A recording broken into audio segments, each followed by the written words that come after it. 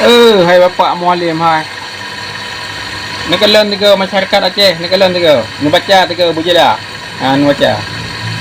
Ha? Uronyo sekolah pro gop anjing pro ile. Bah pro ro ile. Kanya mana? Anak kalian.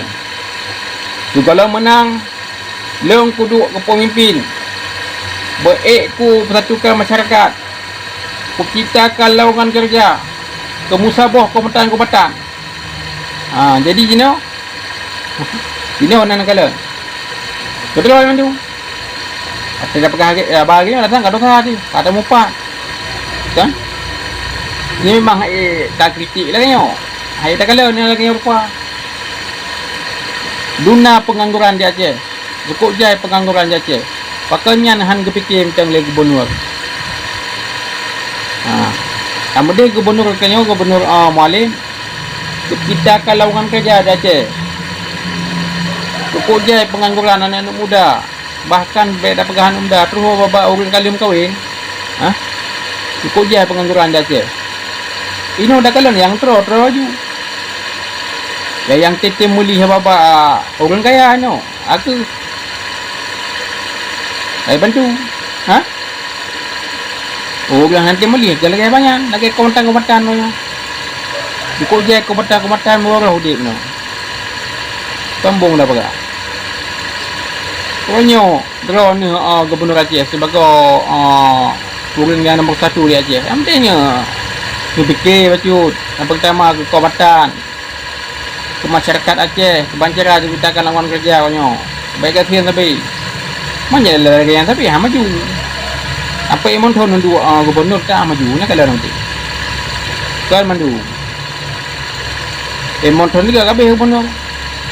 Habis tu kan tahu kau, habis kau antau kau belum. Jadi maju maju ni oh. Apa nak maju dia macam. Mantan terima perintah dari kau. Sedangkan orangnya orang lain manglot hak mekena tu. Ambil yo orangnya baik ni fikir ke ni. Baik fikir lek ke mandu. Dia fikir ke kita kalangan kerja ke banyak Aceh pengangguran kerja. Orang yang kena bencana banjir berkata rumah dan mata udek dalam tenda. Jangan dipikir lah. Tak gawat kejadian saja. Pakai dah kata lagi orang sang tanya kahai dah kalau ni ke. Kena jauh pun dah kalau anak cucuk le. Anak suai lagi ni pegang. Awal ni pegang ni kita kalangan kerja. Ni buku yang pengangguran dah je. Ni persatukan kombatan-kombatan. Kombatan tu masyarakat tu ni bersejahtera.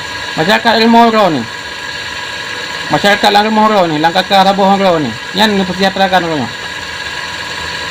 Ada kadang-kadang nak kritik lagi orang tang tanya ka. Ada kadang orang ni kau. Buat orang ni, kamu melanggar.